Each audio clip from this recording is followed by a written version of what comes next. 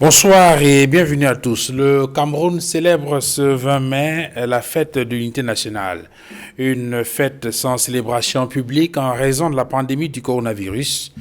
Inédit lorsqu'on sait que cette fête est souvent marquée par des grandes parades militaires dans les grandes villes du Cameroun. Plus inédit encore, le discours du président de la République à la veille de la célébration de cette édition 2020 de la fête de l'unité nationale. Paul Biya, dans un discours radio-télévisé d'une vingtaine de minutes, a invité les Camerounais à ne pas baisser la garde, bien qu'il y ait une sorte d'assouplissement des mesures édictées par le gouvernement depuis le 17 mars dernier.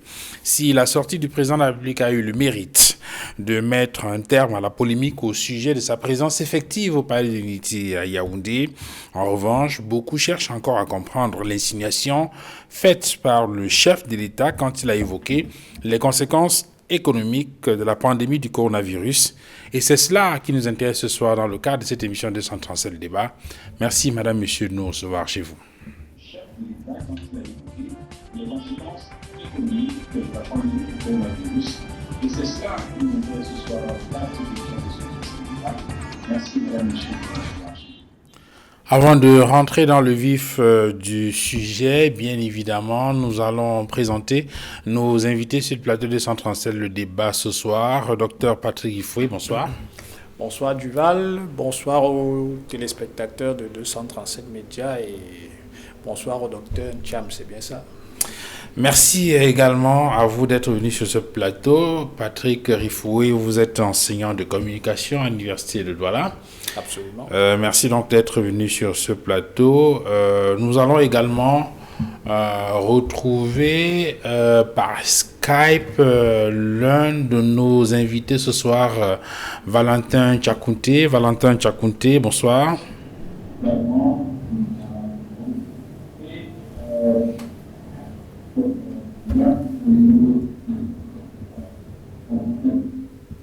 Voilà, Valentin Tchakounté que nous allons retrouver dans des conditions nettement meilleures. Il est expert financier et avec lui, donc, nous allons analyser l'impact économique du coronavirus, en tout cas tel qu'insigné par le président, tel que développé par le président de la République dans son adresse à la nation hier 19 mai 2020. Éric Yombi, bonsoir. Bonsoir à Duval, bonsoir aux copanélistes, bonsoir à vos téléspectatrices et à vos téléspectateurs. Et Yombi, vous êtes enseignant, j'aime bien vous présenter comme internationaliste. Vous vous intéressez beaucoup à l'actualité internationale et on verra également avec vous, surtout, l'allusion qui a été faite par le président de la République lorsqu'il a évoqué le contexte économique international face à cette crise de coronavirus. Nous aurons également un autre invité dans le courant de cette émission, ce sera le docteur Cham. Le docteur Cham est bien évidemment médecin urgentiste, il exerce à Paris en France. Avec lui, on reviendra également sur un autre aspect développé par le chef d'État dans son allocution à la nation, c'est la question du système de santé, des innovations qui pourraient intervenir dans les tout prochains jours dans le sens de rendre ce système de santé nettement plus efficace. Messieurs, avant de rentrer donc dans le plat principal de cette émission, je vous suggère d'analyser en quelques minutes la question de l'unité nationale. Nous sommes le 20 mai 2020, jour donc de célébration de la fête de l'unité nationale. Éric Yombi, on se souvient que le 20 mai 1972, à l'occasion d'un référendum, dit-on, le Cameroun anglophone et le Cameroun francophone décidaient de se mettre ensemble au sein d'une nation unitaire. Et depuis lors, on parle de cette date de 20 mai comme la date de la célébration de l'unité nationale. C'est bien cela? C'est bien cela, c'est bien cela. Ces deux Camerouns, j'allais dire le Cameroun francophone d'une part et le Cameroun anglophone d'autre part, décidaient finalement, n'est-ce pas, de ne former qu'un. C'est vrai, mais en respectant notamment l'exception culturelle et linguistique anglophone, plus précisément. Et puisque nous parlons également d'actualité, il est important de rappeler à cet effet que Ce qui fait problème, entre autres, avec cette crise dite anglophone, je vais utiliser le terme anglophone faute de mieux, pour dire qu'effectivement, ce qui fait problème, entre autres, avec cette question anglophone, c'est le fait que nos frères et nos compatriotes de ce côté du Mungo, notamment, ne se sentent pas dans ce Cameroun tel qu'il existe, tel qu'il fonctionne, tel qu'il est structuré aujourd'hui.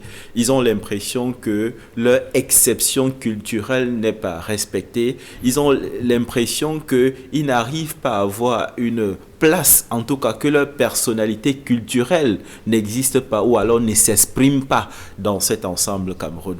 Vous l'avez bien dit, le 20 mai 1972, une étape assez marquante dans l'histoire du Cameroun, parce que selon les vœux d'Amadou Ahidjo, après l'indépendance du Cameroun francophone en 1960, le Cameroun avait déjà une trajectoire qui lui permettait évidemment, n'est-ce pas, de passer au stade de l'unité nationale. Mais je crois que nous reviendrons là-dessus, mais il est déjà important de dire que cette trajectoire a été ô combien difficile de 1972 jusqu'à nos jours. Je fais fi ici évidemment des propos de ce haut commis de l'État qui a parlé notamment de proximité sociologique. C'est à dessein. En réalité, ce qu'on doit également retenir de 1972 ou alors de toute cette trajectoire, c'est que le Cameroun est devenu un État avec un logiciel bien précis, avec un ADN bien précis. Et c'est malheureux de le dire, mais c'est notre réalité. Le Cameroun est devenu Cameroun avec évidemment l'ADN du tribalisme, du régionalisme. C'est ça la réalité. Maintenant, on peut discourir à loisir. Est-ce que cette répartition régionale dont nous parlons, est-ce qu'elle est venue à la naissance aujourd'hui? La vérité, c'est que non. On a une date précise, évidemment, de cette répartition régionale, de cet équilibre régional, voie du tribalisme. C'est 1958.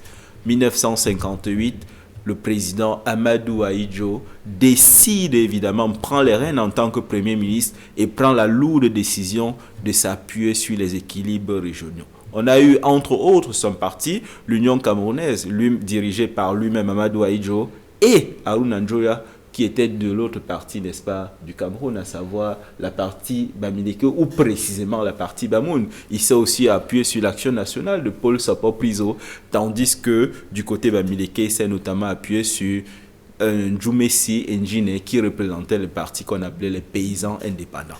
Donc la date du régionalisme ou alors du tribalisme a une date institutionnelle au Cameroun, 1958. Ceux qui viendront par la suite, les autres actions qui viendront ne seront que en réalité là pour perfectionner une ingénierie qui avait été déjà mise en place par le précédent mais président. on pourrait vous retorquer que ces mesures prises par le président Ahidjo visaient tout simplement à donner la possibilité aux principaux groupes humains au Cameroun à cette époque-là de s'exprimer dans un contexte où on accédait à l'indépendance.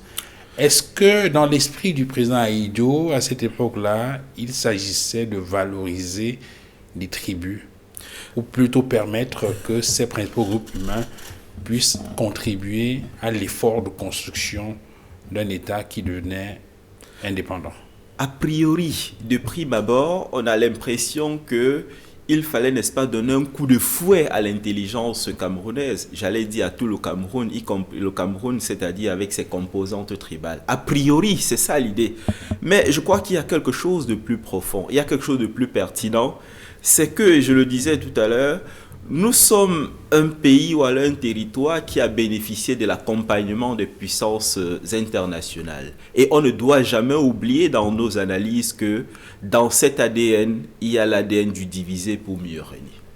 C'est ça la réalité. Donc il ne faut pas que nous voyons les choses prima facie, voyons les choses avec beaucoup de profondeur. Et la réalité qui s'avère encore aujourd'hui être très marquante, c'est tout simplement que on s'appuie sur une tribu, on s'appuie sur des régions, on s'appuie sur une élite. C'est de ça dont il est question. Lorsqu'on dit précisément que tel leader a été choisi, c'est tout simplement parce que, évidemment, il représente une tribu, il représente une région, il a la légitimité au nom de l'État de s'exprimer pour cette région. Mais nous sommes en République, Et je voudrais terminer en disant tout simplement ceci.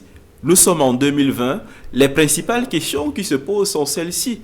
Est-ce que l'équilibre régional, voire le régionalisme ou alors le tribalisme, a encore sa place au Cameroun? Quand on parle d'équilibre régional, il faut qu'on se comprenne très bien. Il s'agit tout simplement de donner la possibilité à quelqu'un qui est issu d'une zone dont il a certaines défaveurs, mais on lui donne la possibilité, à contrario de quelqu'un qui est plus compétent. C'est de ça dont il s'agit. En 2020, est-ce que la République doit se penser en termes de tribu ou alors elle doit être pensée en termes de compétences? Et je vais terminer en disant ceci. Nous sommes aussi à un moment où, notamment cette répartition régionale, a créé comme une sorte de fracture aujourd'hui. Je parlais tantôt de l'élite. Nous avons l'impression qu'on voit aujourd'hui, j'ai envie de dire, un Cameroun de l'inquiétude. Les gens qui rasent les murs, ceux qui ont du mal à avoir la pitance journalière. Tandis que d'un autre côté, il y a un Cameroun de l'apaisement avec une élite qui semble avoir tout, c'est-à-dire notamment les privilèges. Et on doit repenser cette République en 2020. Dr Patrick Foyer, le président de la République, a pris la parole un 19 mai 2020, c'est-à-dire à la veille de la célébration de la fête de l'unité nationale. Cette unité nationale aujourd'hui mise à mal par un certain nombre de difficultés. Il évoquait tout à l'heure la question du tribalisme. Il y a également la crise anglophone qui dure depuis 2016.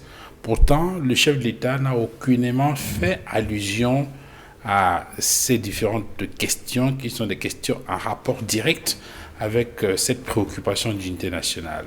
Est-ce qu'on peut dire que le chef d'État était hors sujet? Le chef de l'État était bien entendu dans le sujet. Nous avons un défi conjoncturel auquel nous devons faire face, c'est la pandémie du Covid-19 à laquelle nous sommes confrontés, et il me semble que le chef de l'État adressait essentiellement cette question. Je vous ferai remarquer qu'il n'y a pas dans la tradition républicaine de précédent d'une adresse du chef de l'État à la veille de la célébration du 20 mai.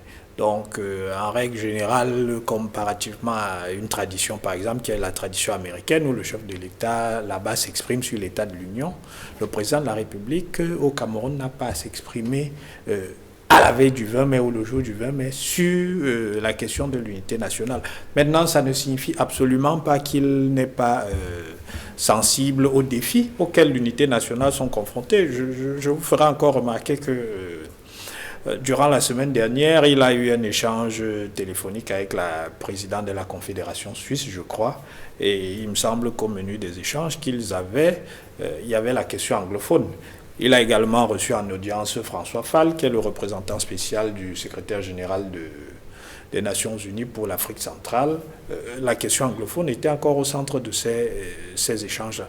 Mais l'unité nationale au Cameroun fait face à un certain Parce que la nombre question que les uns et les autres se posent aussi, c'est celle de savoir pourquoi prendre la parole à la veille de la fête de l'unité nationale pour parler de la pandémie du coronavirus. Il aurait pu le faire une semaine plus tôt, un mois plus tôt. À la veille de la fête de l'unité nationale, on pensait effectivement que ce serait un point important dans cette allocution. Oui, mais déjà, je crois qu'il n'a échappé à personne que nous avons célébré cet épisode, cette fête de manière particulière, puisque les célébrations publiques ont été annulées. Donc, sa prise de parole se justifiait quelque part, eu égard à la particularité du format des célébrations qui avait été arrêté. Maintenant, je maintiens ce que je disais. L'unité nationale, c'est un construit. Ce n'est pas... On n'a pas vocation à avoir réussi, à avoir achevé de manière définitive, d'avoir atteint de manière définitive cet objectif. J'ai souvent tendance à comparer l'unité nationale au fil d'Ariane. C'est-à-dire que c'est un fil, mais vous devez être sur l'ouvrage de manière permanente. Vous n'en avez jamais fini avec. C'est un défi qui nous concerne tous, le gouvernement, mais aussi nous en tant que citoyens. Parce que lorsqu'on parle de défis qui sont posés à l'unité nationale, la question du tribalisme, par exemple, ne concerne pas simplement, comme l'a dit Eric Yumbi, la représentation des ethnies au sein de ce que Bayard appelle l'alliance hégémonique. Il ne s'agit pas simplement de ça. Il s'agit d'abord et avant tout de ce que moi j'appelle le tribalisme ordinaire. C'est-à-dire cette entreprise qui va souvent être une entreprise de stigmatisation réciproque, cette entreprise qui va être une entreprise de discrimination fondée sur la différence d'origine ethnique. Mais nous sommes tous coutumiers de ces pratiques ou de ces discours qui sont des discours dévalorisants pour l'ethnie de l'autre. Parfois, j'ai envie de dire à l'insu de notre propre gré, c'est-à-dire que ce sont des habitudes que nous avons intériorisées et que nous extériorisons dans des situations. Moi, l'exemple que je prends toujours, c'est, je dis, mon épouse est de l'Ouest. Il m'arrive encore aujourd'hui, au détour d'une discussion, parce que nous sommes en désaccord, de lui dire, vous les Bamilékés là. Et il lui arrive encore aujourd'hui, ça fait 7 ans que nous sommes mariés, de me dire, vous les quoi. Je ne sais pas si vous voyez. Mais pourtant, nous sommes mariés, nous vivons ensemble. Mais ce sont des pratiques qui sont ancrées dans notre quotidien. Et s'il y a même de l'instrumentalisation, s'il y a de l'instrumentalisation politique de l'ethnie, s'il y a de la politisation de la tribu, c'est parce que ces pratiques ordinaires existent et c'est le carburant sur lequel le politique peut s'adosser pour jouer à ce jeu-là. Malheureusement. Malheureusement. C'est-à-dire que si on ne coupe pas le carburant à la base, vous n'empêcherez pas des acteurs politiques, pour des raisons stratégiques, de mobiliser une ressource qui est une ressource comme une autre, qu'ils pourraient mobiliser comme on mobilise des réseaux, comme on mobilise des puissances financières, ainsi de suite, soit pour conserver le pouvoir, soit pour essayer de le conquérir. Valentin Tchakouté. Si vous permettez, juste en 2 mots, je comprends que l'unité nationale soit une construction. C'est tout à fait clair. Nous sommes en train de parler des fondations. Nous sommes en train de parler des fondations de l'État.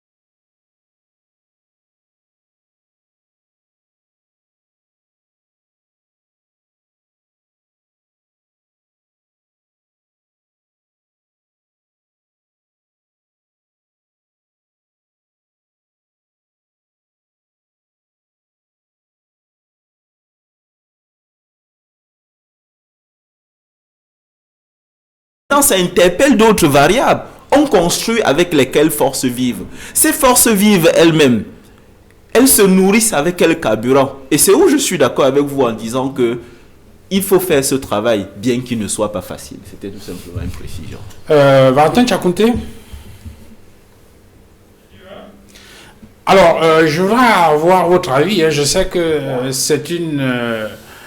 ce ne sont pas des questions qui vous préoccupent fondamentalement au quotidien. Vous manipulez les chiffres en tant qu'expert financier, mais en tant que citoyen, je voudrais avoir votre avis sur ce débat. Nous sommes quand même un 20 mai, jour de célébration de la fête de l'unité nationale. Cette unité nationale, de votre point de vue, comment vous la vivez? Est-ce qu'elle est une réalité? C'est une construction, comme l'indiquent les panélistes ici? Est-ce qu'on peut rêver demain d'une véritable unité nationale dans notre pays? Merci Kiva. Je voudrais d'abord redire bonsoir à tous vos auditeurs, bonsoir aux panélistes qui sont sur le plateau. Pour en venir effectivement à la question que vous posez, évidemment nous sommes tous concernés par la problématique de l'unité nationale en tant que citoyen camerounais.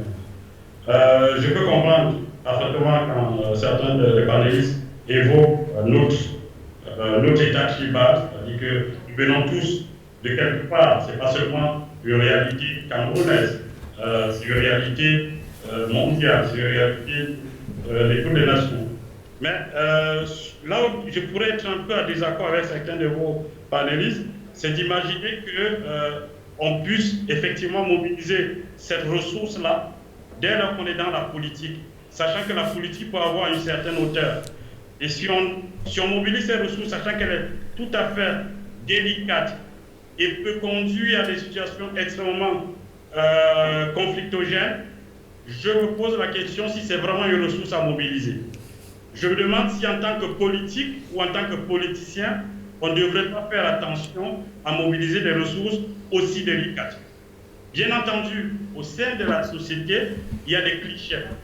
Mais ceux qui devraient pouvoir construire pour montrer la vision de là, j'ai bien peur que ce ne soit pas pour ces personnes-là ou pour ceux-là une bonne chose de mobiliser de telles ressources. Peut-être pour sortir de cette question, Eric Yambi, vous avez parlé tout à l'heure de cette trajectoire historique depuis 1972. Alors, quels sont les signaux de votre point de vue? Est-ce que, je veux dire, comment se présentent ces signaux? Est-ce qu'ils sont inquiétants au regard de la situation actuelle ou vous pensez effectivement que demain sera meilleur? Je vais... Pour ce qui est bien évidemment de la construction de cette unité nationale. Tout à fait. Je vais revenir sur un élément très intéressant. Il y a eu dans ce pays ce qu'on appelait de manière noble la lutte de libération nationale, menée entre autres par l'UPC qui a commencé en mai 1957. Ces vaillants Camerounais compatriotes, ils réclamaient en réalité deux choses. Ils voulaient deux choses. Le pouvoir et une sorte d'identité camerounaise. Le pouvoir, c'est-à-dire la possibilité étant aux affaires de changer les choses. Et l'identité, ce que nous sommes. D'accord, nous sommes quoi? Et ça me permet aujourd'hui, ce 20 mai, de poser la question aujourd'hui. Que signifie être Camerounais? Que signifie être Camerounais? Qu'est-ce qui caractérise un Camerounais? Quel est le ciment? Quelle est l'idéologie? Vous voyez, ce sont des questions qui semblent faciles, mais qui sont compliquées à répondre. Parce qu'effectivement, nous l'avons tous remarqué, nous sommes des Camerounais hybrides. Nous sommes même ce que Alpha So appelle une culture africaine afro-urbaine. C'est-à-dire que nous ne sommes ni du village, ni de la ville. Nous ne sommes ni de la ville, ni occidentale. On est au milieu, on est quelque part. On se cherche. Parce que justement, ce mouvement nationaliste avec toute sa noblesse n'a pas pu asseoir ce projet qu'il voulait tant. Et vous me posez la question aujourd'hui, s'il y a des signaux positifs à l'horizon. Je vous dis que oui. Il y a des signaux parce qu'évidemment avec la communication aujourd'hui, on peut se poser de manière globale, plus rapide, des questions sur qui nous sommes. Alors, s'il est vrai que ce tribalisme, entre autres, ce n'est pas le seul problème à atteindre des degrés inquiétants, moi, je pense qu'il y a évidemment à l'horizon de l'espoir. Il y a de l'espoir parce que de plus en plus, nous nous mobilisons pour comprendre que nous ne pouvons être forts qu'ensemble. Parce que lorsque nous parlons de tribalisme, il s'agit de voir l'autre, autrui, avec la peur. Voir l'autre comme une menace, voir l'autre comme un danger. Mais non, moi je suis Bafia, je suis né à Manengolais, à côté de Konsamba. Je vis avec les anglophones et autres.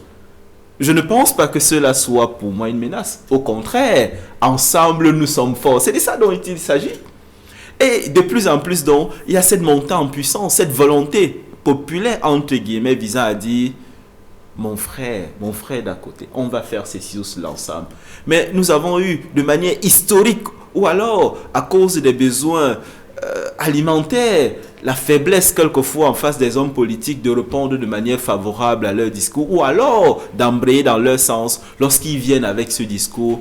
Mais vous savez, vous n'êtes pas d'ici, les autochtones, les halogènes et ceci, cela, toutes ces bêtises, n'est-ce pas, qui font en sorte que le Cameroun perd quelque chose, parce qu'il ne réussit pas totalement et globalement à mettre ses enfants ensemble pour être une vraie force.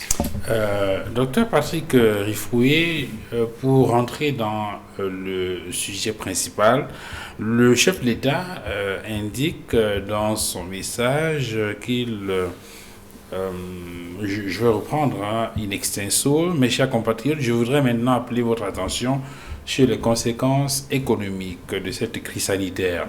Nous faisons face aujourd'hui à de nouveaux défis liés à la forte baisse des places boursières, à la chute des cours des matières premières et un fort ralentissement imprévu de nos échanges commerciaux. En présentant ce contexte économique international, le chef de l'État veut justifier quoi de votre point de vue? Veut justifier les difficultés économiques auxquelles le Cameroun fait face dans cette situation de pandémie de coronavirus certainement. Oui, mais le discours du chef de l'État, c'est un discours, comme diraient les pragmaticiens, c'est un discours constatif. C'est-à-dire qu'il fait un constat qui est un constat qui a été unanimement fait, à la fois pour les économies africaines, mais aussi de manière particulière pour l'économie camerounaise. J'indiquerai ici que la Banque africaine de développement, qui a présenté ses perspectives pour la zone CEMA qui a quelques semaines, indiquait que notre économie rentrerait en récession et qu'on aurait un PIB négatif de 3%. Donc, ça s'explique simplement par le fait que nous sommes une économie essentiellement extravertie qui vit du commerce avec l'extérieur et du commerce essentiellement des matières premières. À partir du moment où vous avez la Chine, qui est notre premier partenaire économique, dont le moteur économique s'est enrayé, à partir du moment où l'Europe s'est recroquevillée sur elle-même, les échanges économiques avec ces pays-là en prennent un coup. Dans le même temps, on a eu le cours du pétrole qui s'est effondré et ce sont des ressources en moins. Je crois que le ministre des Finances a indiqué la semaine dernière que l'incidence budgétaire s'élevait à 772 milliards. C'est-à-dire que c'est de l'argent qu'on avait prévu, ce sont des recettes qu'on avait envisagé avoir, mais qu'on n'aura plus. Donc c'est une situation qui est une situation effectivement critique parce que déjà nous perdons de l'argent, mais il faut mobiliser des fonds pour pouvoir faire face à la fois à la pandémie elle-même, mais aux conséquences économiques, parce que si on ne fait rien, la situation pourrait être dramatique.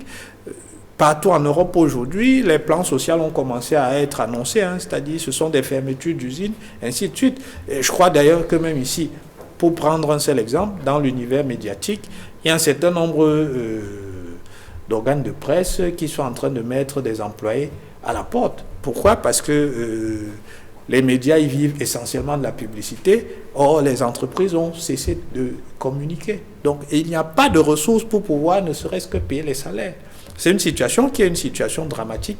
Et il va falloir effectivement, comme a indiqué le chef de l'État, que le gouvernement fasse preuve d'inventivité et d'ingéniosité pour trouver les dispositifs adéquats pour pouvoir permettre de sauvegarder, bon, je ne sais pas si on peut amortir le choc, mais de sauvegarder le plus d'emplois possible. Parce que c'est le défi auquel nous sommes confrontés. Alors, Valentin Tchakounté. Alors, lorsque le président de la République fait ce constat, avec notamment cet extrait que je viens d'indiquer, il chute en indiquant que la pandémie du coronavirus a donc un impact négatif sur l'économie mondiale ainsi que sur la nôtre.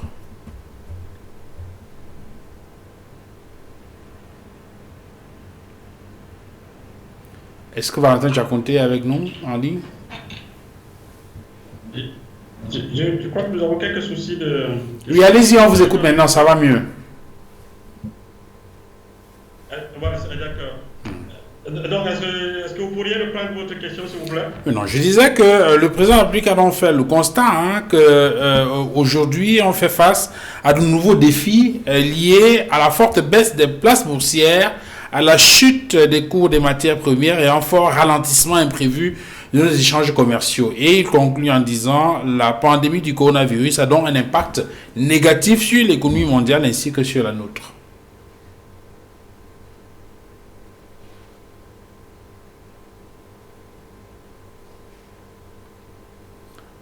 Alors, on a peut-être quelques soucis avec Valentin Tchakounté que nous allons donc retrouver.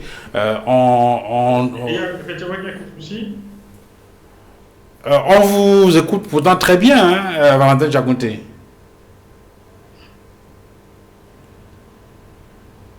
On vous écoute très bien, vous êtes à l'antenne, on vous écoute. Ouais. Alors, je vois qu'il y a quelques soucis de connexion, mais je vais quand même essayer d'apporter quelques éléments de réponse à votre question. Oui, les trois éléments qui ont été évoqués dans le discours du président. Les trois éléments qui ont été évoqués dans le discours du président sont réels. On a effectivement connu des places boursières qui ont chuté ces dernières semaines, même si on constate un léger regain depuis environ quelques jours. On a vu effectivement une grosse chute du coût des matières premières. Là aussi, on a vu quelques regains. Quand on parle des matières premières, pour nous, principalement, on voit le pétrole qui participe pour à peu près, je crois, 30 à 40% dans notre budget. Donc là, on a été descendu jusqu'à moins $20 pour le pétrole. C'est remonté ces jours-ci, on est déjà remonté autour de $35 le baril. Donc on peut encore avoir quelques espoirs que d'ici quelques semaines encore, qu'on puisse remonter à un niveau appréciable. Bien sûr qu'on ne rattrapera pas les projections sur lesquelles, ou le niveau de projection sur lesquelles on avait réalisé le budget du Cameroun. Je crois qu'on avait fait le budget du Cameroun à un cours du dollar qui se situait autour de 54 dollars le baril. Ça sera, c'est perdu pour 2020 et même pour 2021, les experts ne croient pas beaucoup qu'on puisse encore remonter jusqu'à ce niveau. Donc effectivement, pour toutes ces raisons, ça va avoir un impact assez significatif sur nos économies et notamment sur notre budget. Il faudra, comme disait le président de la République, trouver d'autres mécanismes pour essayer de rattraper. Je crois que le docteur Ifoué rappelait les projections qui ont été faites par le MIFI, notre ministère des Finances, sur les pertes probables liées à la pandémie, notamment sur le plan fiscal. Toutes ces raisons exigent que nous puissions réfléchir, comme disent les anglo-saxons, out of the box, pour trouver des solutions endogènes et essayer de faire face effectivement économiquement à la situation qui nous attend. Sachant bien entendu, et on l'a évoqué, que tout cela, sur le plan de l'offre, si on regarde les entreprises, on a commencé à perdre des emplois, on a commencé à avoir des entreprises qui ferment déjà des portes, on en a déjà quelques-unes qui ferment les portes. On sait que ça va impacter l'offre et donc par conséquent la production. On a vu aussi au niveau de la demande que tous ceux qui vivent au jour. En attendant de retrouver Valentin Tchakouté, on a un problème de... Au niveau de la demande, il y aura encore moins de demandes. Et moins de demandes veut dire moins de PIB. Et donc, je crois que ces derniers temps, on projette à peu près à moins 3,2 à moins 3% le PIB, notre PIB à la fin de 2020. Donc, ça montre bien que cette pandémie aura un impact assez significatif sur notre économie et qu'il nous faudra trouver véritablement des solutions endogènes et de faire preuve d'ingéniosité, comme a dit le président de la République. L'ingéniosité sur le plan de l'offre et l'ingéniosité sur le plan de la demande. Et on peut peut-être demander au président de la République pourquoi n'a-t-on pas eu quelques éléments ou quelques pistes de cette ingéniosité-là dans le discours que nous avons eu hier. Peut-être que c'est réservé au gouvernement, puisqu'on a vu que c'est le Premier ministre qui est, depuis le début de cette pandémie, en front-line. En attendant de revenir sur l'analyse de ces mesures ou sur le contenu qu'on pourrait donner à cet appel à l'ingéniosité, à l'inventivité dont le gouvernement devrait faire preuve pour faire face à cette pandémie du coronavirus, sur l'impact même économique de cette pandémie, Valentin Tchakouté, est-ce que l'évaluation qu'on fait aujourd'hui, je veux dire que, est-ce que ces conséquences sont à la mesure à la hauteur des prédictions qui avaient été faites? Est-ce que vous pensez qu'on a pu, d'une façon ou d'une autre, amortir le choc, ou vous estimez que on aurait pu amoindrir les conséquences si on avait pris d'autres mesures plus efficaces avant?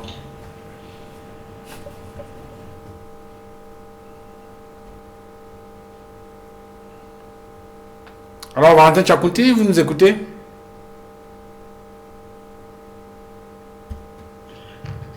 Alors, on peut effectivement penser qu'il y a probablement des choses qu'on aurait pu faire et qu'on peut encore faire d'ailleurs. Quelques pistes qu'on estime possibles, c'est que quand on regarde notre stratégie de lutte contre cette pandémie, notamment sur le plan économique, bien entendu, on n'a pas vu une véritable analyse sectorielle. On a l'impression qu'il y a une sorte de solutions générales sans qu'on ne fasse des analyses sectorielles avec des solutions sectorielles. Si on prend le cas, on parlait de tous ceux qui sont dans l'informel, on a bien vu avec le léger confinement qu'on a connu, il y avait déjà des gens qui avaient perdu en termes de pouvoir d'achat. De ce point de vue, on n'a pas vu effectivement quelques solutions visant à apporter à cette couche-là des éléments de réponse pour leur permettre de continuer à consommer, sachant que la consommation est un élément de relance économique. Si on va même du côté de l'offre, c'est-à-dire du côté des entreprises, on a vu les différents rapports qui ont été produits par le GICAM ces derniers jours. De ce point de vue aussi, on se demande pourquoi n'a-t-on pas eu des discussions de manière sectorielle, en disant, oui, si on regarde peut-être dans le secteur de l'hôtellerie, on a bien vu dans les dernières mesures du Premier ministre dit qu'on devait supprimer quelques taxes, notamment les taxes de séjour. Ben, comme vous le savez bien, pour la taxe de séjour, il faut bien qu'il y ait des clients dans l'hôtel pour qu'on parle des taxes de séjour. S'il n'y a pas de clients, il n'y a pas de taxes de séjour. Donc, manifestement, on peut se poser des questions sur des solutions, pour ce secteur-là, mais il y a bien d'autres secteurs pour lesquels on voit bien qu'il n'y a pas eu une réflexion globale, qu'il n'y a pas eu une réflexion aussi ciblée, visant à apporter à des secteurs bien ciblés qui sont nécessaires à notre économie des solutions idoines. Et pour tous ces manquements, on peut estimer qu'à la fin, ça pourrait effectivement être préjudiciable pour la relance économique. Bien entendu, un des éléments à la décharge de notre gouvernement, on sait très bien que toutes les mesures jusqu'à présent ont été essentiellement budgétaires. On a vu de par le monde que c'est sur des béquilles qu'on pensait la relance, à la fois sur le plan budgétaire, mais aussi sur le plan monétaire. Ouais. Et là, sur le plan monétaire, on n'a vu aucune mesure, probablement parce que nous n'avons pas la main, c'est possible. On a appris aujourd'hui que le gouvernement français avait arrêté la loi qui va aller au Parlement pour la suppression du franc CFA. Mais évidemment que nous n'avions pas la main pour pouvoir actionner des leviers monétaires pour apporter des solutions à cette crise. Et donc nous étions obligés de nous enfermer dans le couloir habituel qui est l'endettement auprès des bailleurs de fonds internationaux. Ben, on peut très bien imaginer que si nous avions le levier monétaire, on aurait pu trouver des solutions endogènes. Ça aurait pu être quoi ces leviers monétaires là, Valentin Diakhounté? Alors le levier monétaire, c'est déjà de dire à la Banque centrale, nous sommes en crise, il faut que vous aidiez les États.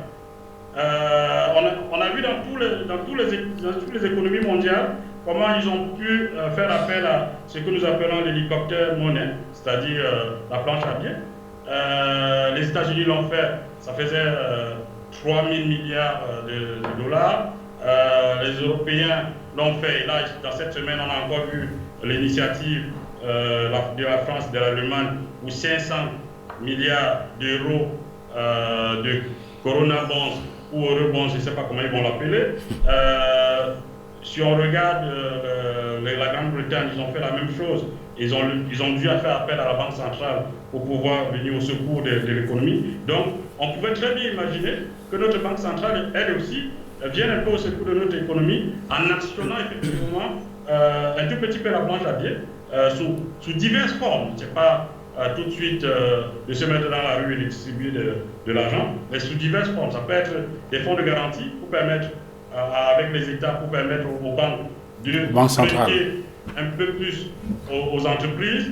Ça peut être le rachat des dettes des États de la sous-région par la Banque centrale, des banques, parce qu'on sait qu'essentiellement c'est les banques qui détiennent la dette des États de la sous-région. Donc on pouvait penser à diverses formes d'actions ou de leviers monétaires visant à relancer un tout petit peu l'économie, bien entendu, tout en faisant attention à l'inflation, parce qu'à la fin de la journée, l'inflation aussi peut être un élément perturbateur. Mais là, nous n'avions pas la main, ça s'est vu, on n'a eu aucune solution de ce point de vue. On est encore allé vers les bailleurs de fonds pour essayer d'obtenir quelques subsides. Mais je ne dis pas que ce que nous avons des bailleurs de fonds ne peut pas être nécessaire. On peut très bien imaginer la compatibilité entre des actions locales et internationales. Quand on a de l'argent, des bailleurs de fonds, qu'est-ce que ça nous permet d'avoir? Ça nous permet d'avoir des devises. Et donc, si nous voulons importer, nous pouvons acheter avec ces devises-là. Donc, on peut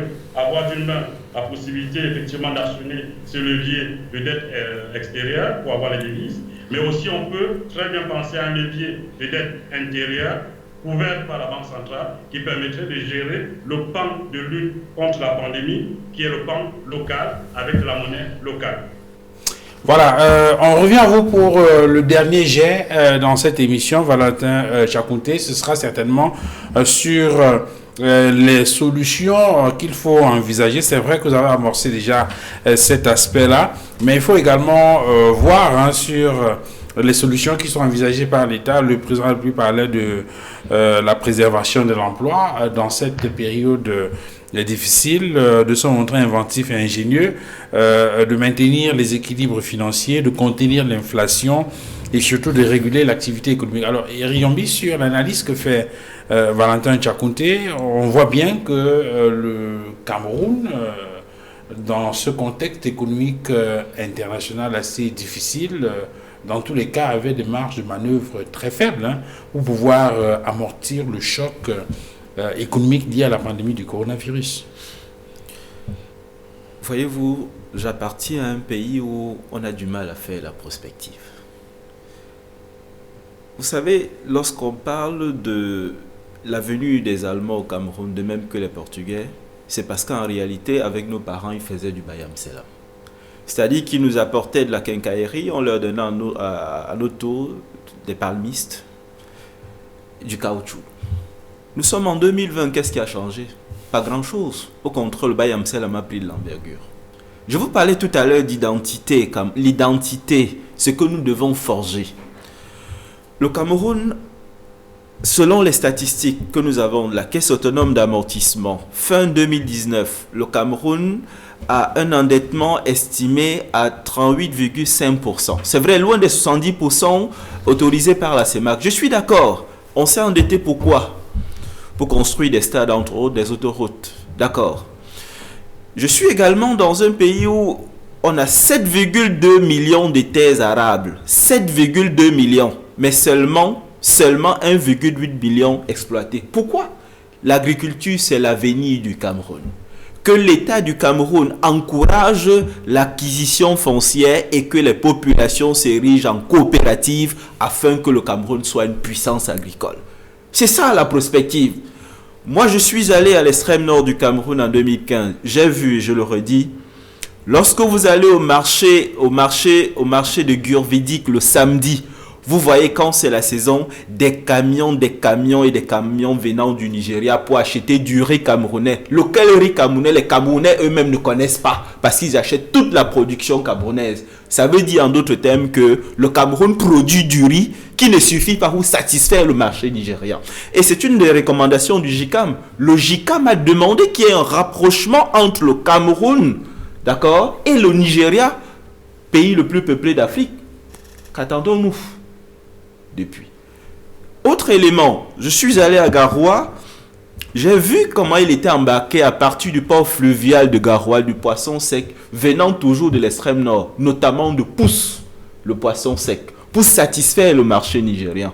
Pourquoi le Cameroun ne développe pas l'agriculture? Qu'attendons-nous? Nous attendons d'être dans des situations, dans une conjoncture, avant de réfléchir à notre avenir. Soyons un peu sérieux. Autre élément, si vous permettez, dans le domaine technologique. Nous avons un compatriote sorti de la prestigieuse école polytechnique nationale du Cameroun, Arthur Zan. Arthur Zan a mis en place le cardiopad pour déceler chez un individu les signes prémonitoires de l'AVC.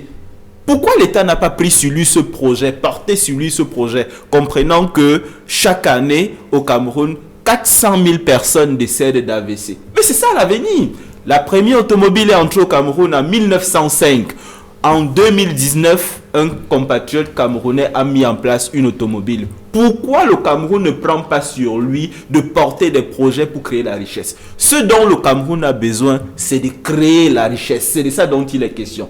De telle sorte que, sous le mécanisme du grenier, quand on produit, quand on crée la richesse, on accumule, on amasse. Ainsi, en temps de crise, on peut s'en servir au lieu de s'endetter éternellement. C'est ça la réalité. Docteur Patrick Fouy, c'est vrai que de façon globale, hein, cette pandémie a pratiquement surpris tous les États, mais si on s'en tient à l'analyse qui est faite par Eric Yombi, on aurait pu, si on avait eu le sens de la prospective, on aurait pu mettre en place des mécanismes qui auraient permis d'amortir un temps soit peu le choc de cette pandémie, et peut-être qu'on n'en serait pas aux chiffres ou à l'évaluation que vous-même vous essayez de faire.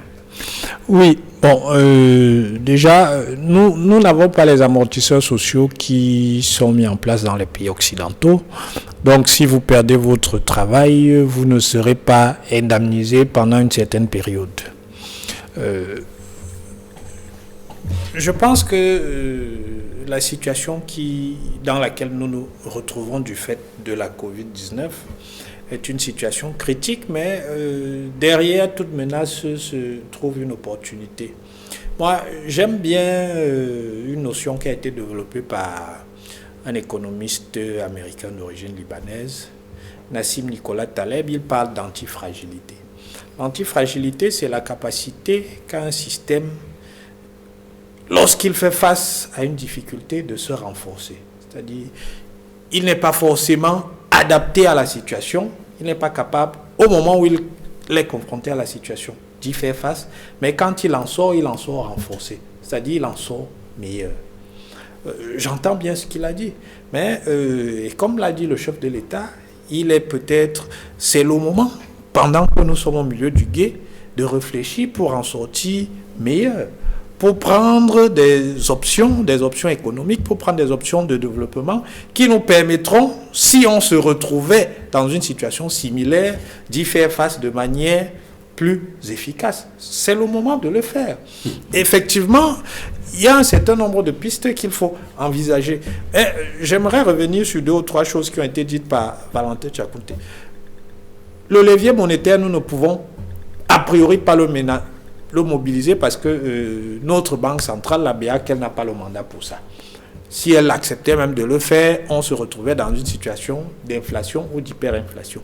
En revanche, on peut quand même, en passant par le FMI, utiliser les DTS, c'est-à-dire les droits de tirage spéciaux qui nous permettent de mobiliser de l'argent sans créer de l'inflation. Nous avons une dette intérieure qui se chiffre par exemple à peu près 2 000 milliards. Une des pistes, et le GICAM a demandé, par exemple, le GICAM a suggéré que l'une des pistes consisterait à payer la dette intérieure. Et moi je dis, on peut payer cette dette intérieure sans alourdir notre endettement. Parce que rien n'empêche au gouvernement de négocier un crédit auprès du FMI à hauteur de cette dette intérieure et de rembourser la dette intérieure. Parce que dans le cadre de l'IFR ou du FCR, vous pouvez emprunter à taux pratiquement nul. Ce qui fera que nous aurons un taux d'endettement qui sera pratiquement le même, mais on aura un afflux d'argent qui permettra aux entreprises de fonctionner. Parce que si vous payez de la dette intérieure, vous allez stimuler la consommation, mais vous allez aussi stimuler la production parce que les entreprises auront un afflux d'argent qu'il faudra bien utiliser. Donc ce sont des pistes qui existent. Maintenant, il y a un certain nombre d'options qu'il faut envisager. Mais je dis toujours, de ce point de vue, il faut peut-être réfléchir. Valentin Tchakounté a parlé de réfléchir out of the box. Tout à l'heure, Eric Yombi parlait des possibilités qui existent en matière d'aquaculture et en matière d'agriculture. Moi, je me souviens, une fois, je suis allé à une assemblée d'hommes d'affaires français ici à Douala et j'ai entendu un discours extraordinaire là-bas sur les Camerounais. Ils reconnaissaient que les Camerounais sont des gens intelligents, mais un d'eux m'a dit quelque chose qui m'a sidéré et qui est typique de ce qu'il considère comme étant notre comportement. Il nous a dit, un Camerounais préfère posséder 100% de zéro que 5% de 100. Et ça m'a profondément gêné, même si je me suis rendu compte que ce n'était pas faux. nous sommes des gens entreprenants, mais nous entreprenons de manière individuelle. Même si l'État voulait nous aider, ce serait difficile. Donc peut-être le premier pas qu'il faut faire, c'est apprendre à chasser comme des loups, c'est-à-dire en meute. S'il faut entreprendre, s'il faut mobiliser des terres, ainsi de suite, ce sera toujours plus simple de s'y mettre à 3, 4, 5, 6 que de faire chacun sa petite tambouille de son côté parce que on veut gagner tout seul, on ne veut pas s'associer à tel, ainsi de suite. Donc, il y a ce niveau individuel. Mais effectivement, il faut que l'État accompagne ces initiatives. Il y a eu un certain nombre de...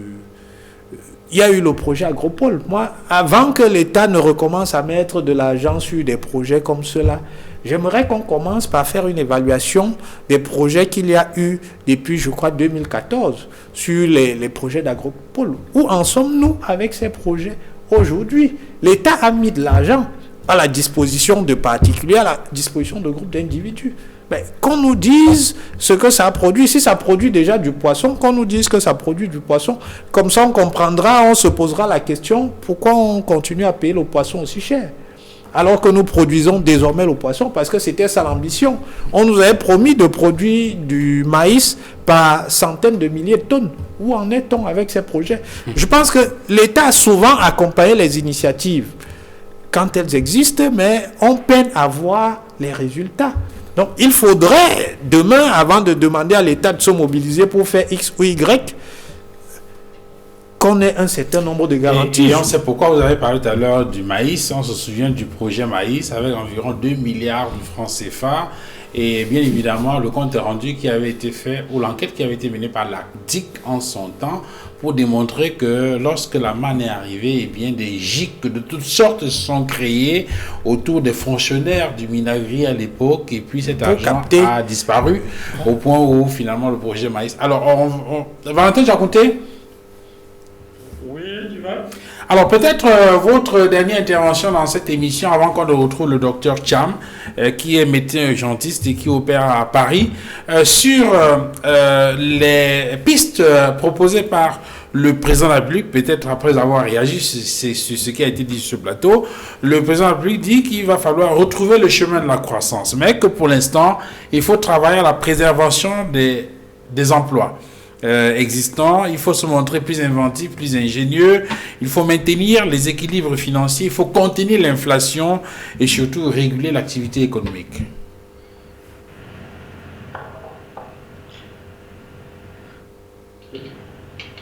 Oui, j'espère que vous me suivez. Absolument, très bien.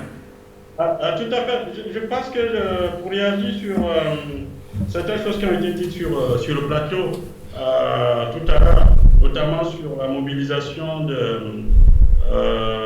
du levier monétaire du FMI.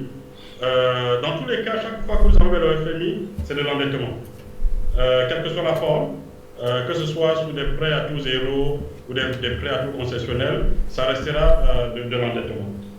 Donc on peut très bien, évidemment quand on parle d'endettement avec des barrières de fonds, il y a des conditionnalités qui vont avec. Ce qui n'est pas le cas lorsque l'État emprunte sur le marché local.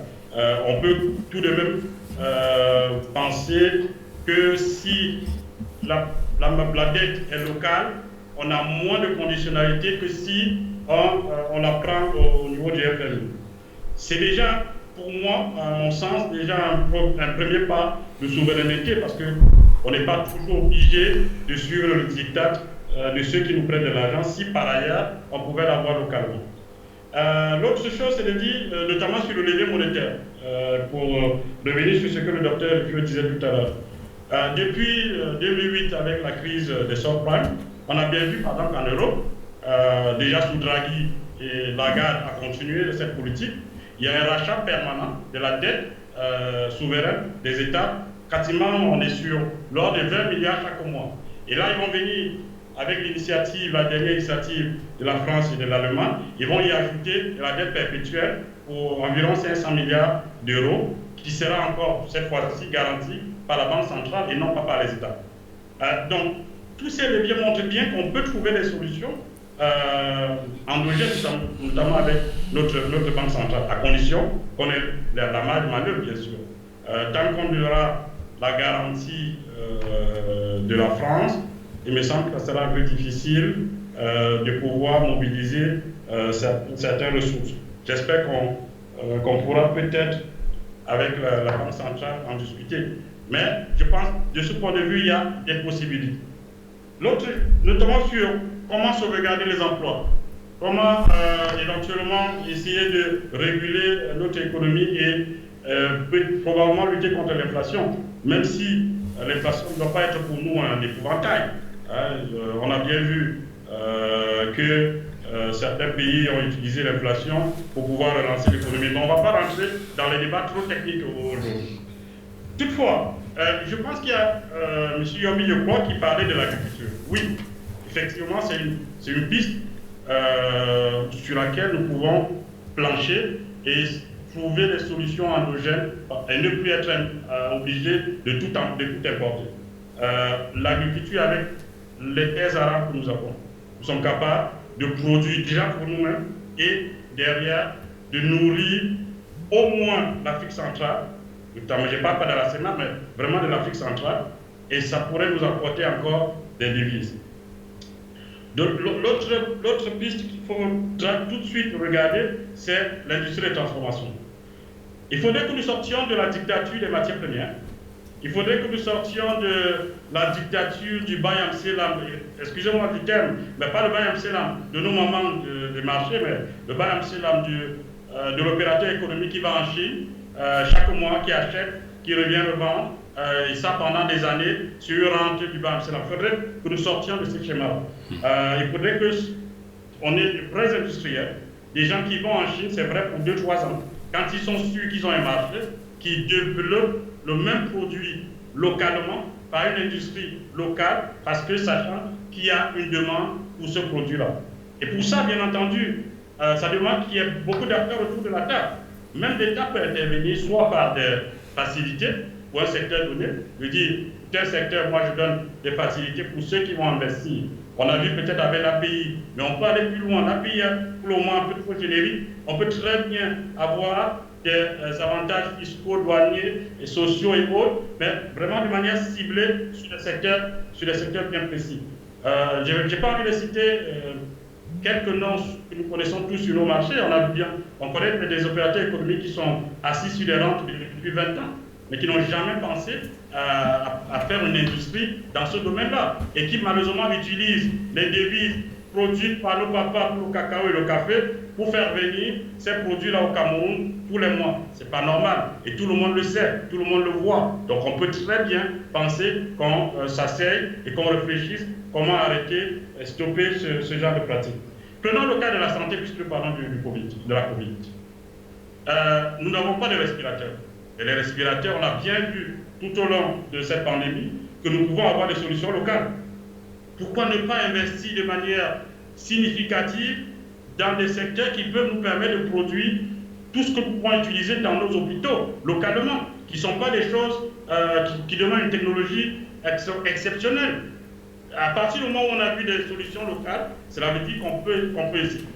Donc, de ce point de vue, ça pourrait également être des sources nouvelles d'emploi, même ceux qui perdent l'emploi dans un secteur donné pourraient se retrouver dans ce secteur-là. J'ai envie de dire qu'il y a effectivement des pistes. Ne soyons pas, comme disait M. Rufouet tout à l'heure, ne soyons pas très pessimistes. Disons que si nous réfléchissons, on peut trouver des solutions endogènes. Nous pouvons, d'ailleurs, la Covid nous donne quoi? La possibilité de réfléchir sur une vraie situation de rupture. On nous a toujours dit que la sagesse, c'est d'aller doucement, de ne pas bousculer les choses. Ben, évidemment, cette pandémie est venue nous montrer que parfois on est bien obligé de bousculer. Elle ne nous a pas attendu, elle ne nous a pas donné le temps de réfléchir. Donc de l'autre côté, nous pouvons profiter de ce type de situation pour rentrer dans une vraie démarche de rupture et donc de trouver des vraies solutions endogènes qui nous permettraient effectivement de garder ces emplois. Parce que la crise qui arrive, je peux vous assurer, de notre point de vue et de ce que nous voyons, elle pourrait être terrible pour les différents pays. Et c'est déjà terrible pour les pays occidentaux, si on peut appeler ça comme ça, mais pour nous aussi, ça pourrait être terrible. Donc, il nous revient de s'asseoir autour de la table, de réfléchir de manière objective et de vraiment mettre en place des solutions qui pourraient permettre et le président de la République l'a dit hier, que c'est une crise qui peut menacer notre stabilité. Merci Valentin Tchakounté pour cette intervention dans le cadre de cette émission 237 Débat. Infiniment merci d'avoir été là. Je vous remercie Dival. Merci de m'avoir invité. Et je remercie également les différents panélistes pour la qualité des interventions. Voilà. Nous allons donc retrouver à Paris le docteur Cham. Le docteur Cham est médecin urgentiste. Avec lui, donc, nous allons revenir sur un autre aspect du discours du président de la République. Le chef de l'État hier a parlé de cette crise sanitaire mondiale qui est due au coronavirus et qui va sans doute provoquer, dit le chef de l'État, un tournant dans le fonctionnement de notre société. Cette crise exige dès à présent, a dit le chef de l'État, de poursuivre le renforcement de nos structures sanitaires, de densifier notre offre de soins et surtout de remettre à jour certains de nos projets et programmes de développement. Nous allons donc essayer de voir avec le docteur Cham qui est à Paris comment est-ce qu'il faut comprendre cette adresse du chef de l'État et qu'est-ce qui peut être fait dans les jours, dans les années à venir dans le sens du perfectionnement de ce système de santé. Pour revenir sur le plateau, Alain Yombi, Eric Yombi, est-ce qu'il faut espérer que cette pandémie de coronavirus demain révolutionne le système de santé dans notre pays? De mémoire, je pense qu'il n'y a jamais eu de révolution au Cameroun. Je ne suis pas suffisamment naïf pour imaginer que si elle n'a pas pu avoir lieu avec l'UPC, que c'est le coronavirus qui en sera à l'origine.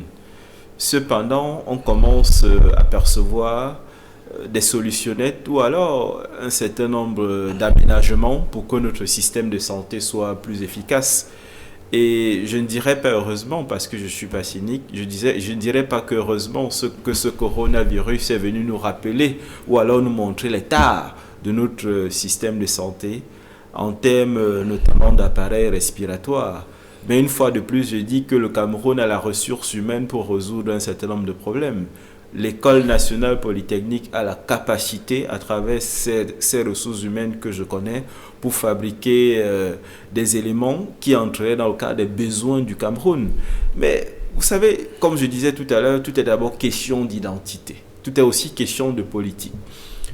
C'est pas normal ou c'est pas sérieux que le Cameroun soit plus attiré par des produits venant de l'extérieur que ceux qui sont fabriqués au Cameroun. C'est ce qu'on appelle de manière simple l'extraversion. Et ça nous renvoie et ça nous rattrape de plus en plus ce que nous sommes en réalité. C'est-à-dire des êtres hybrides qui ne pensent pas beaucoup alors qu'ils pensent de manière minoritaire à eux-mêmes ou à leurs compatriotes. Ce que j'aimerais pour le futur, c'est qu'évidemment, qu'il y ait une sorte d'état généraux de la santé, qu'on sache exactement, qu'on établisse une feuille de route, et qu'on sache exactement ce qu'on devrait faire, qu'est-ce qui est prioritaire, qu'est-ce qui est plus important. On peut compter sur qui pour faire quoi?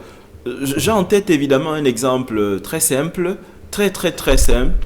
Pourquoi est-ce qu'on n'imaginerait pas de vastes campagnes ou alors des personnes atteintes d'hypertension, de cancer, et que l'importante diaspora camerounaise où il y a des médecins de qualité qui se retrouvent au Cameroun 1 ou 2 fois par an pour s'occuper des Camerounais et aux frais de l'État, tout simplement. C'est-à-dire que l'État organise tout cela et que ça se fasse. Et ça ne coûterait rien. J'allais dire pas grand-chose, évidemment, à l'État du Cameroun. Donc que l'État s'asseye pour se faire déjà les États généraux et qu'on sache exactement où on veut aller. Nous avons en ligne le docteur Cham. Docteur Cham, bonsoir. Oui, bonsoir. Vous êtes médecin urgentiste, vous êtes à Paris en France, je crois. Alors, vous avez certainement écouté le message que le président de la République a adressé hier à la nation. Il a insisté sur l'aspect sanitaire. Il indiquait que la crise sanitaire mondiale due au coronavirus va sans doute provoquer un tournant dans le fonctionnement de notre société. Alors, lorsque vous faites l'évaluation de ce système de santé aujourd'hui, quelles en sont les principales caractéristiques? Okay. Euh, Merci beaucoup. Voilà, donc, je suis Dr Christian Cham, je suis médecin dentiste à Paris, au SAMU de Versailles.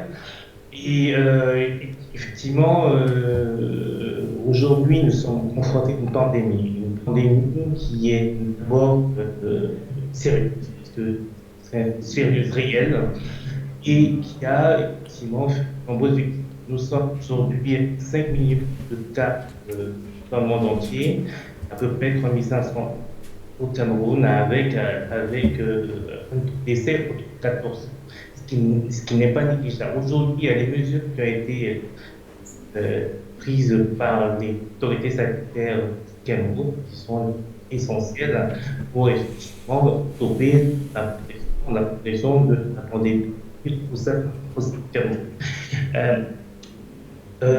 Sur ce qui est fait aujourd'hui, nous sommes effectivement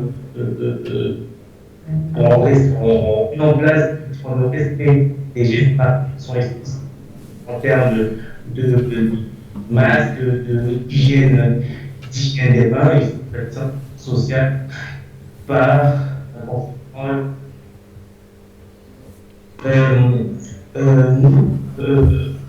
Peut-être qu'il faut améliorer la qualité de la connexion avec le docteur Christian Cham, le temps peut-être de requérir l'avis du docteur Patrick Rifoué sur ce plateau.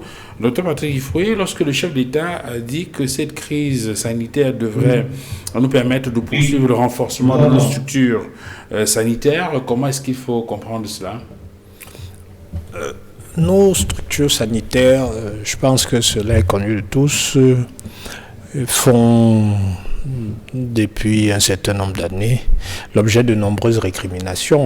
On ne rappellera pas l'incident malheureux avec Monique Komatekel, par exemple, à l'hôpital La Kentini de Douala. On ne rappellera pas que nous ne sommes pas souvent capables de prendre en charge un certain nombre de pathologies pour lesquelles les malades doivent absolument s'expatrier dans d'autres États. Moi, c'est une petite digression, je ferai remarquer qu'aujourd'hui, beaucoup de citoyens américains, lorsqu'ils veulent se soigner, ils vont en Inde. Pourquoi? Parce que les soins de santé sont peut-être de pointe aux États-Unis, mais les coûts sont inaccessibles pour beaucoup. Donc ils choisissent d'aller en Inde où ils peuvent avoir une qualité similaire, mais à des coûts moindres. C'est ce qu'on appelle du tourisme médical. Donc on se déplace parce qu'on a une pathologie et on veut se faire traiter. Nous sommes confrontés à une situation dans laquelle on a quand même les personnels sanitaires qui sont en première ligne. J'ai envie de dire, ces personnels sanitaires sont les premiers de corvée, mais ce sont les derniers de cordée. Parce que lorsque vous êtes un médecin au Cameroun et que vous avez Bac plus 7, vous avez un salaire de 250 000 et vous êtes d'astreinte. Vous avez une infirmière à l'hôpital La Kentini, dans une ville dont le coût de la vie est un des plus élevés en Afrique centrale, qui va toucher 75 000 francs à la fin du mois. Mais ce sont des gens à qui nous confions notre santé, c'est-à-dire ce que nous avons de plus cher. Avec des salaires pareils, il est évident que des pratiques commerciales sous couvert de blouse blanche puissent se développer. Ce qu'on observe souvent dans les formations hospitalières. Alors, on nous signale que le docteur Cham est de nouveau là. Docteur Cham? Oui. Alors, aujourd'hui, s'il faut penser à révolutionner le système de santé, lui apporter des innovations dans le sens de le renforcer justement, qu'est-ce qu'il faut faire? Vous m'entendez? Oui, ça va, on vous écoute maintenant. D'accord. D'accord. Ce qui est important, voilà, c'est bon, dans ce qu'on les séparés sont essentiels. Il y a la limitation à l'essentiel du cause. Et surtout, c'est essentiel pour pouvoir faire diagnostic par âge large. Puis de pouvoir très rapidement mettre en place qui est indispensable pour une évolution favorable à la prévention des risques. Et surtout, dans notre système de carbone, pouvoir augmenter la capacité d'accueil des patients, notamment des patients graves, un nombre de vie d'hospitalisation. Et en augmentant la capacité de prise en charge des patients nécessitant une intubation et une mise sous respirateur. Ça, c'est important. Le combat majeur, c'est des choses qui comptent vraiment dans cette pandémie, c'est aujourd'hui la digitalisation des systèmes de santé. La digitalisation des systèmes de santé qui permet effectivement d'avoir plus important qui est l'information médicale. C'est le premier point, l'information médicale. Pourquoi l'information médicale? Parce que en digitalisant le système de santé, on dématérialise le dossier médical qui est accessible par tous les niveaux de santé du Cameroun. Aujourd'hui, les niveaux sanitaires sont divisés en trois. Vous avez des hôpitaux on va dire, de périphérique, les hôpitaux de district, les hôpitaux intermédiaires qui sont les hôpitaux provinciaux, les hôpitaux centraux qui sont les CHU, les hôpitaux généraux, la Candidiana. Et en fait, aujourd'hui, on constate qu'il n'y a aucune connexion réelle entre ces hôpitaux. Aucune connexion digitale. Donc, le meilleur moyen de contre l'humain et de partir d'information entre ces différentes structures. Aujourd'hui, la centralisation, la digitalisation du dossier médical est essentielle parce qu'il permet sur la traçabilité du dossier médical de pouvoir très vite détecter des cas positifs dans les structures périphériques, des clusters, c'est-à-dire foyer d'infection, la adhésion qui se fait, de détecter rapidement, d'isoler et de prendre en charge et d'éviter la propagation du virus. Et de surtout remonter l'information statistique centrale des centres de niveau 1, comme des structures centrales et de la santé. Et aussi de permettre aux médecins de santé d'avoir accès au dossier médical des patients, même à distance. Ce qui permet surtout les hôpitaux centraux et les hôpitaux provinciaux de pouvoir trier des patients comblés à partir de leur accueil dans les hôpitaux de district. À partir de là, on peut effectivement éviter, n'est-ce pas, des déplacements inutiles, rapidement apporter un diagnostic et limiter surtout les déplacements et la propagation du virus. Aujourd'hui, nous sommes confrontés effectivement à un confinement obligatoire ou un confinement volontaire, ce qui fait que les patients aujourd'hui, dans ce confinement-là, ne sont pas tous Covid. Donc, quand ils ne sont pas Covid et qu'ils ont des pathologies chroniques, il faut maintenir le lien avec leur médecin, soit dans la même ville ou être dans une ville. À ce moment-là, il y a la digitalisation, la téléconsultation qui permet depuis son domicile aujourd'hui de pouvoir maintenir le lien avec son médecin traitant. Et ça, c'est des moyens simples aujourd'hui qui existent et qui marchent bien avec une application que nous avons mis en place qui est ISAM et qui marche bien. La plateforme, on va dire, il y a aussi le Covid-19 nécessite de prise en charge pluridisciplinaire, on s'en rend compte, mais il y a le radiologue qui intervient normalement pour les cas graves pour lesquels il faut faire une imagerie telle que radio ou un scanner. Il y a l'infectiologue qui agit aussi pour apporter son expertise en fait de prise en charge. Il y a un réalisateur qui intervient au moment de la prise en charge de l'aggravation médicale. Ça nécessite ces trois acteurs-là de pouvoir être en lien permanent et de pouvoir gérer ensemble le dossier. Pour être un structure sanitaire. Si ne peut se faire que dans effectivement la centralisation du dossier médical, qui se partage au niveau de l'ensemble des praticiens autorisés à avoir le dossier du patient. Juste sur ce imagerie, on a, on va dire, le diagnostic de la gravité du Covid-19, c'est le scanner thoracique. Ce scanner thoracique, effectivement, permet d'évaluer le niveau de lésion pulmonaire et là, on va décider, en accord avec les frères, de la meilleure stratégie thérapeutique pour le patient. Ça, c'est important. Et aujourd'hui, il y a des moyens, avec par exemple la plateforme de télémédecine ISAM, de pouvoir dire l'imagerie médicale en temps réel, quelle que soit la localisation du médecin ou du patient.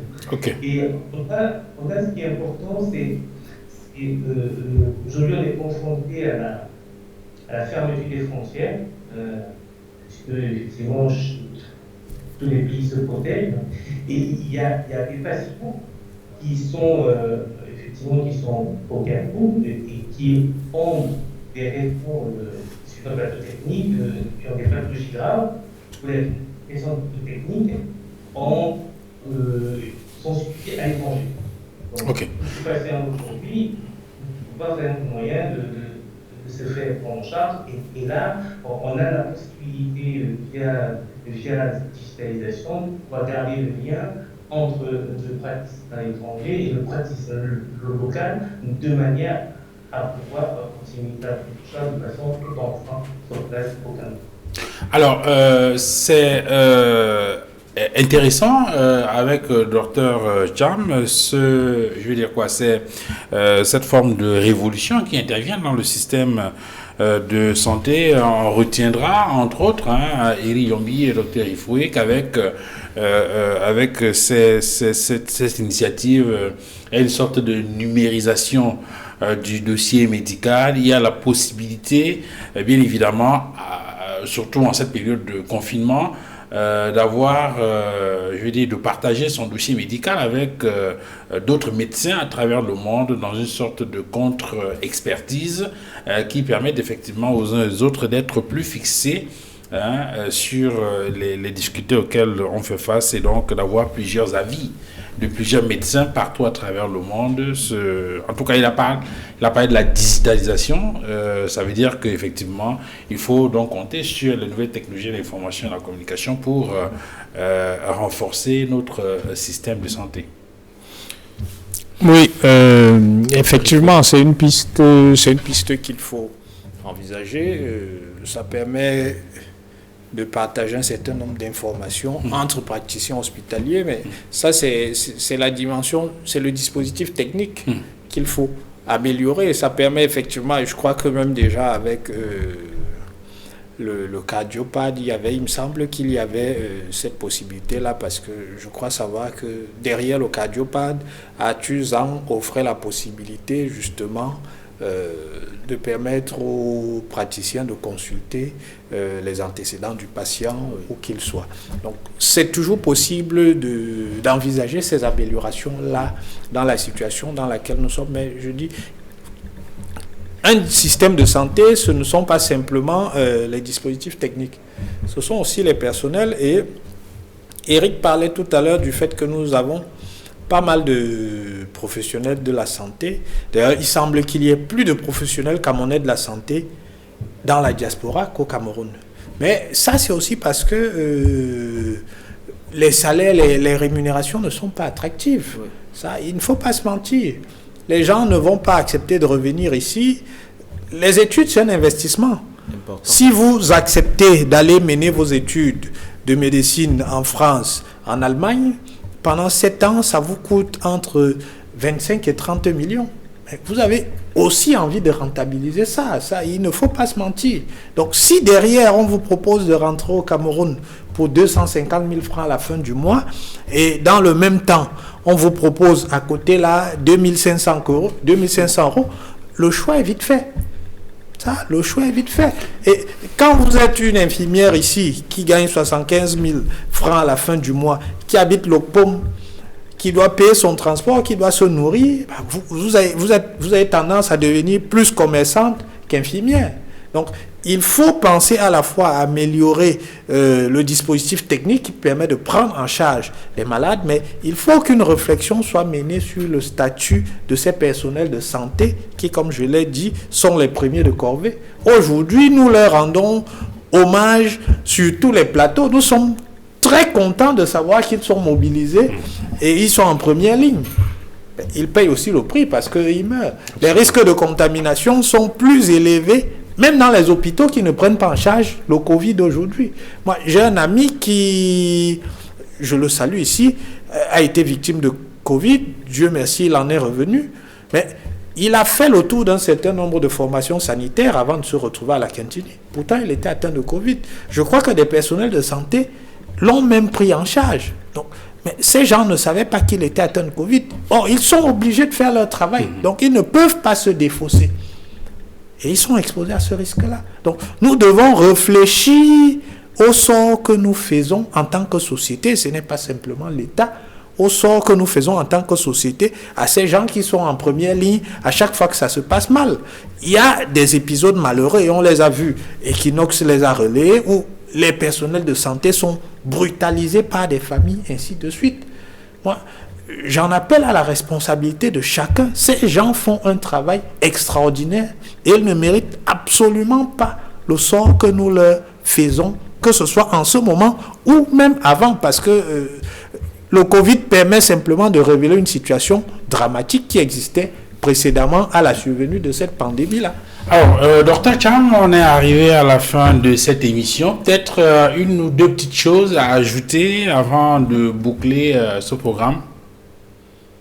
Je vais simplement, juste pour dire sur ce qu'a dit tout à l'heure mon confrère du diaspora médical. Nous sommes, moi je fais partie de la diaspora médicale, mais je suis effectivement investi au Cameroun et dans le système de santé où effectivement je retiens tous les pas et je participe à l'effort médical.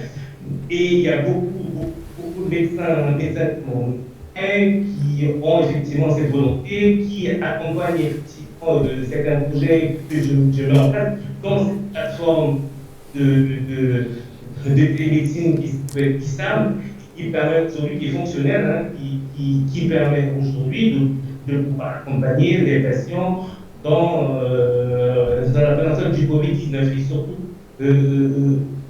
permettre aux différents praticiens de pouvoir centraliser le dossier médical de leur patient, pouvoir échanger avec les confrères que ce soit nationaux ou internationaux et de pouvoir optimiser la prise en charge des différents patients.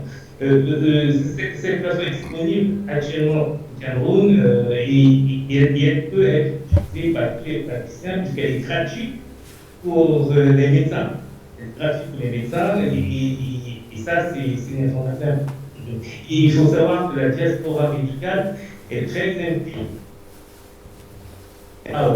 Aujourd'hui, une soixantaine de médecins de la diaspora qui sont connectés sur cette plateforme et qui sont prêts à apporter des expertises pour les praticiens, pour nos frères sur place, pour la vie du monde patient.